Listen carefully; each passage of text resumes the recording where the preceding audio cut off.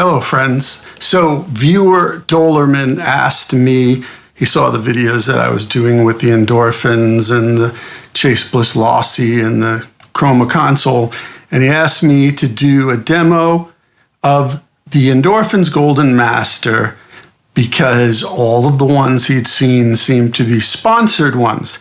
And if you all know anything about Big Ed, you know I'm going to give it to you straight. And I don't take anybody's money. I buy all of my gear, and that's why I try to share it with you so that you can evaluate it on your own, learn something, what have you. So I'm going to run through the Golden Master. All of the audio you're hearing is going straight into Pro Tools. There's no other pedals involved because we want to do this as pure as possible, and I'm going to try to make it as quick as possible. I'm just going to run through all of the assets, if you will, that I use of the Golden Master, how I view it, what I think of it, of course, and how I use it, and how it may be useful to you. There are some things that I don't like about it, but that might not necessarily be a flaw. I think that's going to have to be a judgment on a case-by-case basis, which is why I'm doing this. Okay, so here is the complete, dry, unaffected guitar sound direct into Pro Tools with the Golden Master bypassed.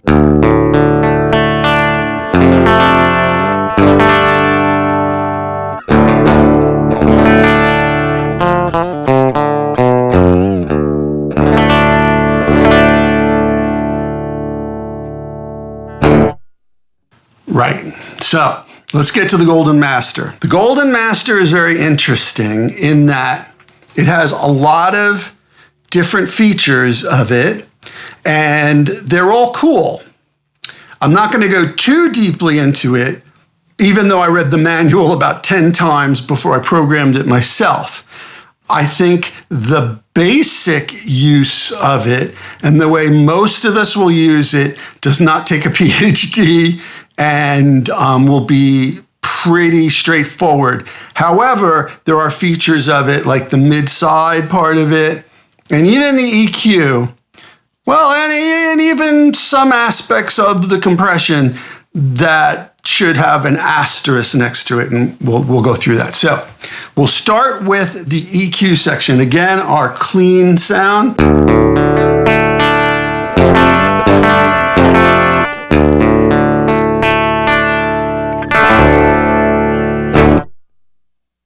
Pretty simple, right? Now, you simply switch, you can switch through the different, so you have EQ, comp, mid-side, back to EQ. So we're going to start with EQ. Now, let's just, I'll play you my preset, and I'll explain that first, and then I'll go through each section. How about that? Because I do have 3 presets, and the main one is my preset 2, and that's what you'll hear. And then I'll switch to preset 3, which, by the way, the switching to presets is very, very easy. You just press the preset and then bypass, and you move on. And you can go preset, 1, 2, 3, 1, 1, 2, whatever you want to do. It's very, very simple. Just like the Ghost pedal, which I love. I really do. So here is my main preset.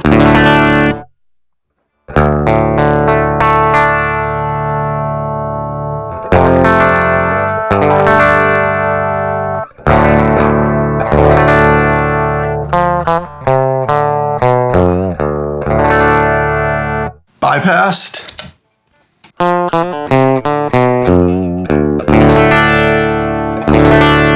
Preset. Now you'll probably hear the compression versus little volume difference, which about as far as I can jam up the main volume.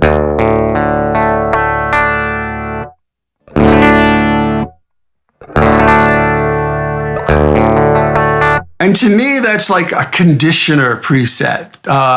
The EQ is enhancing the guitar signal a little bit and trying to be subtle. The comp it's gripping down pretty hard. I should say that to me, this is my one asterisk for the comp, is the comp seems to be a little aggressive. The ratio, which is set, well, and it's also affected by your input signal that affects your threshold. It's pretty aggressive. It sounds to me like it's 10-1, 8-1, 10 somewhere in there. It's gripping down. So this preset I have is actually, the blend is at about 35%, like meaning 65% dry, and you can still feel it gripping down. That's my one caveat with the compression, is it's pretty aggressive. Now, there's also a limiter in here which will tamp down any peaks, which is cool most of the time, but sometimes, they say it's transparent, and it pretty much is, but you can hear it when you do clip. So, but it does its job. Got to give them credit on that, but the compression is very aggressive. Again, bypassed.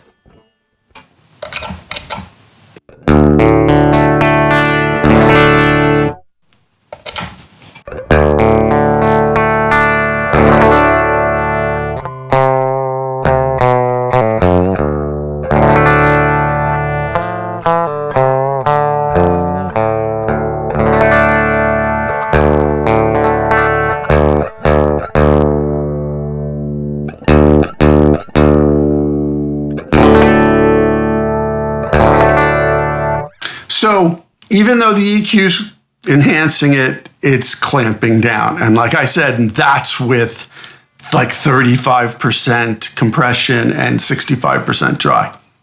Yeah. So that's something to look out for. Now I'm going to bounce to my next preset, which I look at as my boost preset.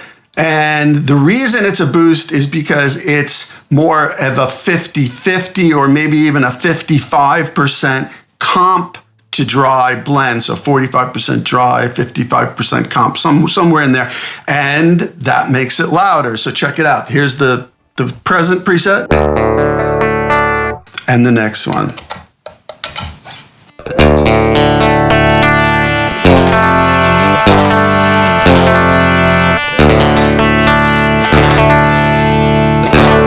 Now, I also made that preset a little brighter because I'm using it as a boost. So when I need a boost and I need a little lift and I want some more on top. But with more compression comes more level. And I'm just going to go to the first preset just to see if it makes any difference.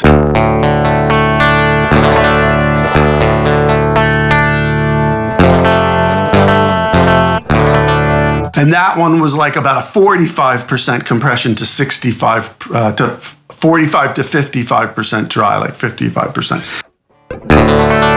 Go back to 2. So that's the most even with the least amount of compression, but you can still feel it. You can still hear the compression. All right. So enough of that. I just wanted to set that up for you because that is the one caveat for compression. It's very aggressive compression. And for instance, if I turn up the input, thus raising threshold,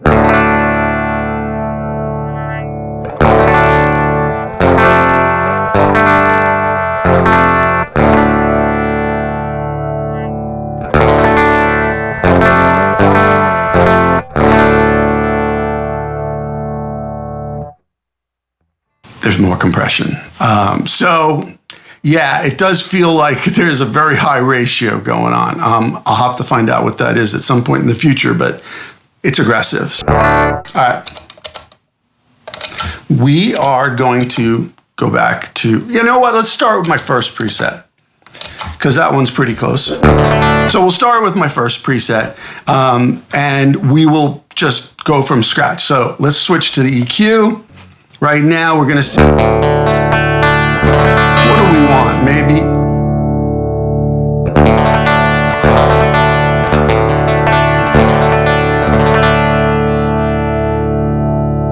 a little higher.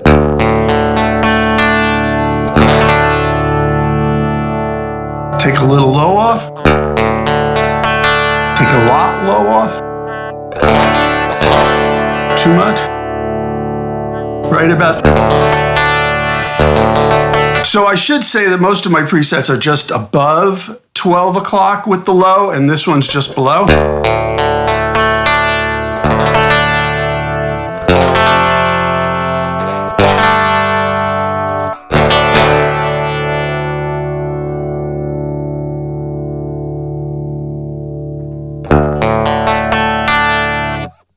So you can see it's pretty effective. Let's crank.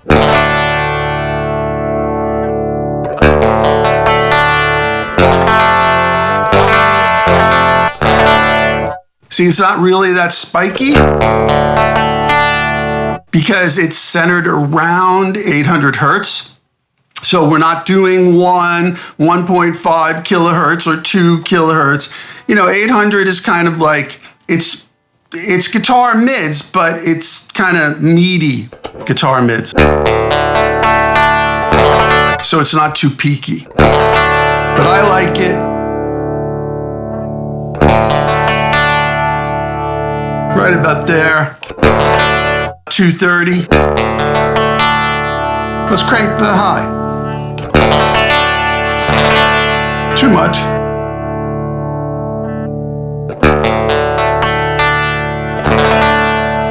Yeah, same place, around 230-ish. Now, if you want to mute any of the channels, you just mute them. So there's your basic EQ. It's basic, but it can be helpful. It just, to me, it sounds like it's just a little tone conditioning. It's not meant to change your entire sound drastically. And that might be why the center of each frequency is set where it is. So let's just jump ahead. Now there's other modes and everything. We can get into that in another video. I just want to show you how it sounds and how you can practically set it up quickly. Compression. So it's a multi-band compressor, right? So each band has its own relationship with whatever instrument you're playing. And so with the low band, the high, above 12 o'clock is more aggressive, and below, just giving you layman's terms, but above 12 o'clock is more aggressive compression, and below 12 o'clock is milder, and it gets milder and milder as you go counterclockwise, or more aggressive as you go clockwise. So let's start with the low.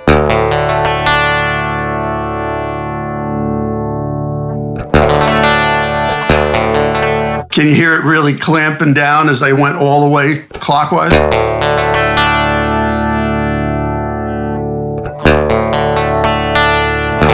Still a little too much around 1 o'clock.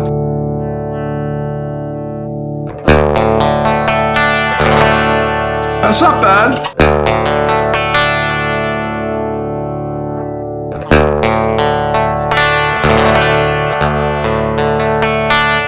That feels pretty good, like around 9 o'clock, because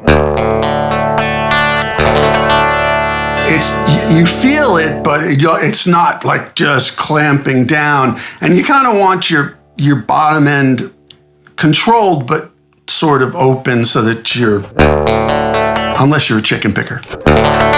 Let's go down a little more.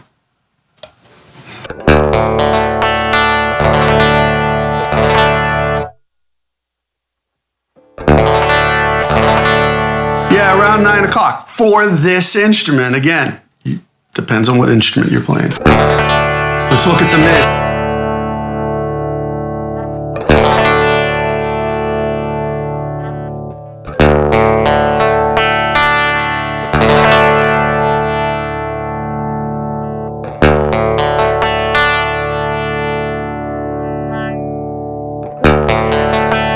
Now, could you hear as I was turning up the mids, there seemed to be a spot where it sort of locks in? That's what it sounds and feels like to me with the multiband.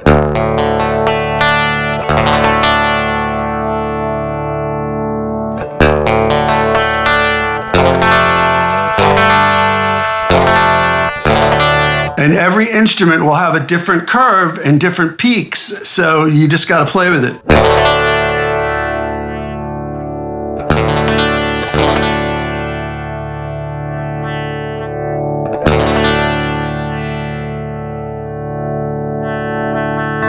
You can really feel it clamping down and then releasing.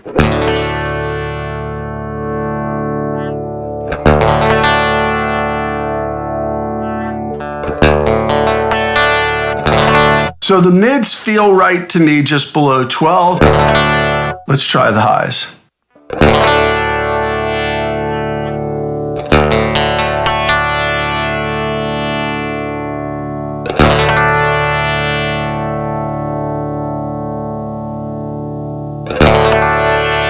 You can really feel it clamping down.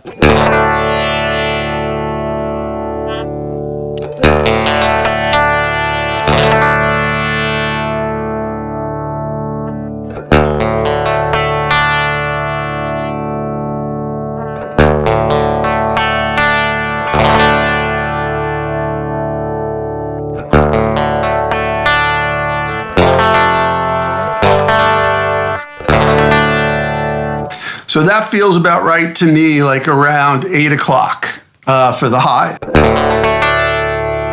Pretty good. Now, we still haven't dealt with the threshold input, but we'll adjust that last.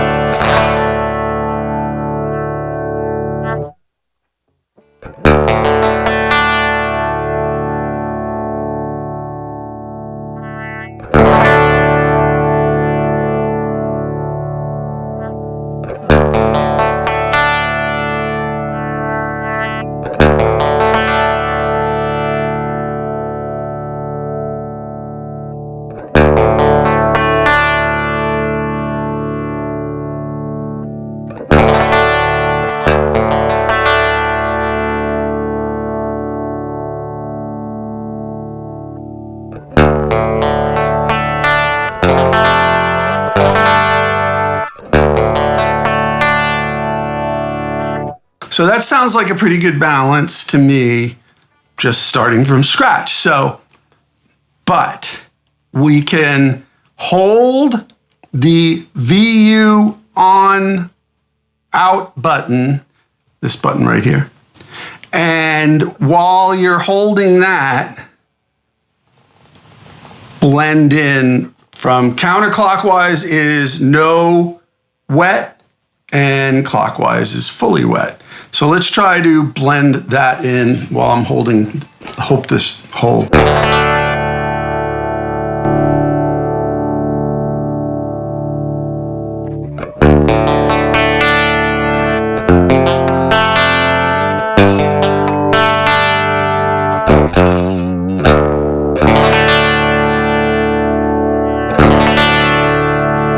So that's like 65% wet.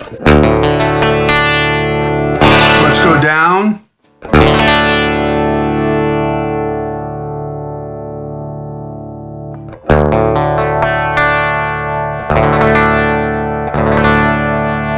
Let's go up.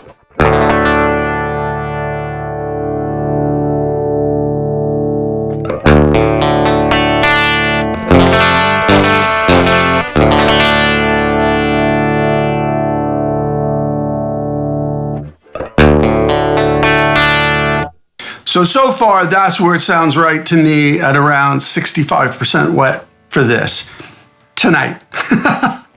Tomorrow it might be different, but that's what's so great about having 3 presets. So let's bypass it.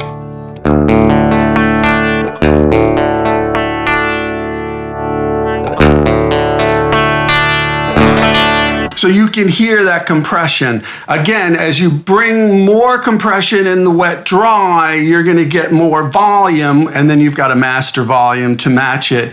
But the more dry, you're going to have less volume, and the volume can only go so far, right? Like it can only go full on, and ideally it'll be past your, bypass sound, but it depends on the instrument. So let's do the mid side now. So now we switch to mid side. And what you want to do with mid side is, so counterclockwise is mono, clockwise is really wide stereo. But you don't want to go crazy. So as a rule, your low end is more on the mono side, right? Especially below a certain frequency. Your mid band can be a little bit wide, or narrow, it's up to you, but a little bit wide, because it's already more aggressive being the mids. And then a lot of times what people do, especially in mixing, is make the top end the most open. But don't go crazy, because it sounds crappy, fake, and phony if you go over the top. Now, that's an effect you want to go for by all means. But I'm just saying, be cautious. So let's go for that. So let's start with the low. In the middle. In the middle is considered normal, like, basic stereo.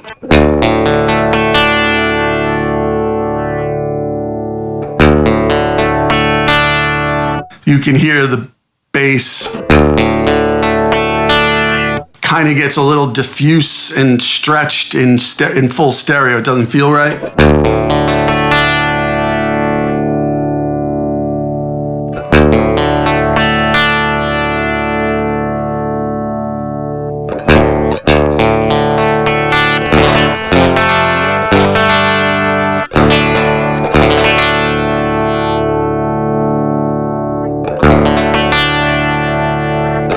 Yeah, like just below 8 o'clock for me. That feels focused for the low end. Let's try the mid. Start with it in mono.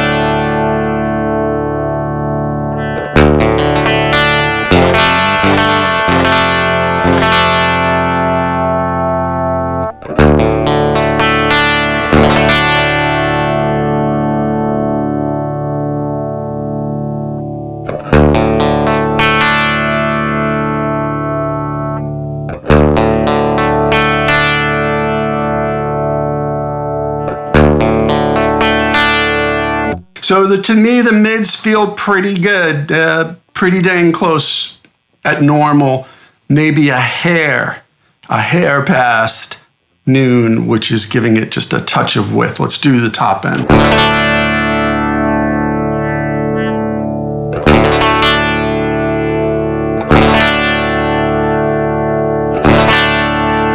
See, like the top end all the way up is wide, but it's a little diffuse, a little less defined.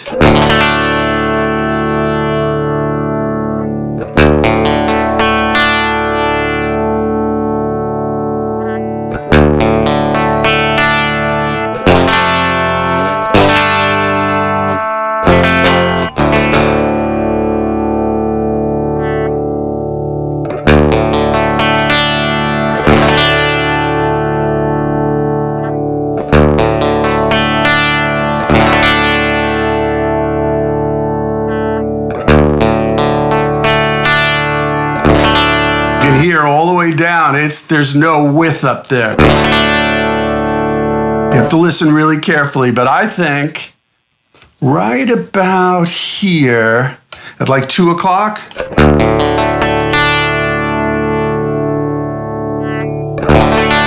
like 2:30.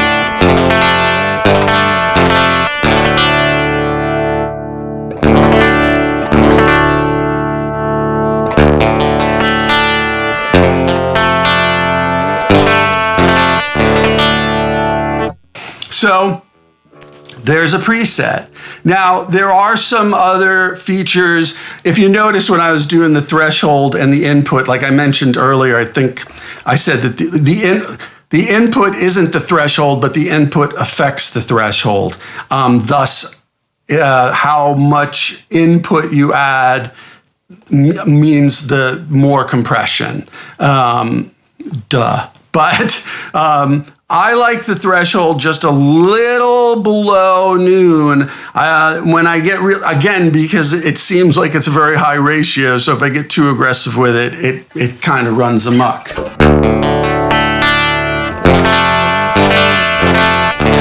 And you can see from the light, because I've got it set to show the output, it is peaking, but it's controlling those peaks.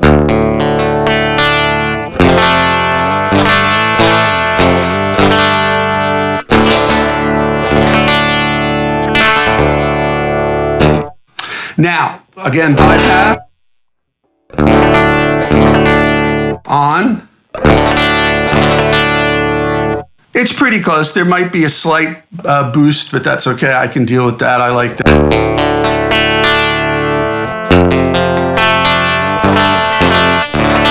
And there's a pretty good preset. Again, don't go crazy.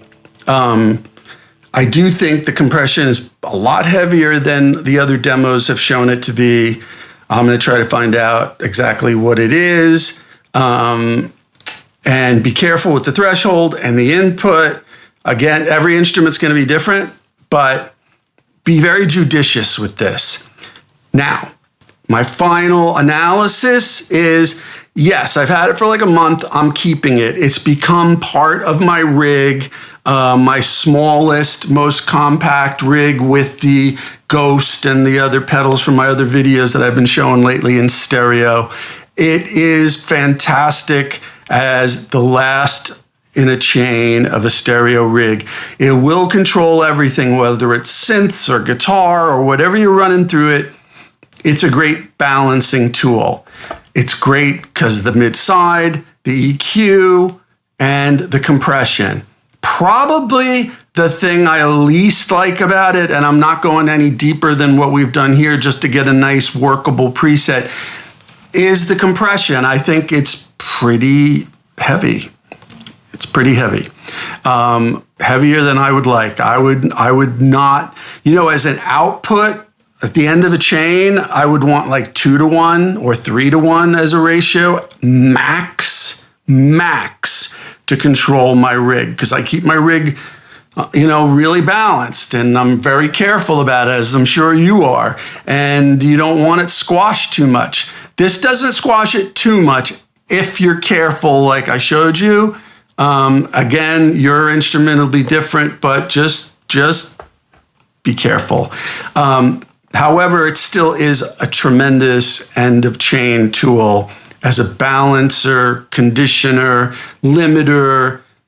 It's like having a little mastering chain at the end of your rig, as long as you don't run amok with it and use it carefully. I think it's a lot more subtle a tool than people have featured in the past, and I don't see anybody else. I watched a ton of demos. I think nobody was saying to be careful with it.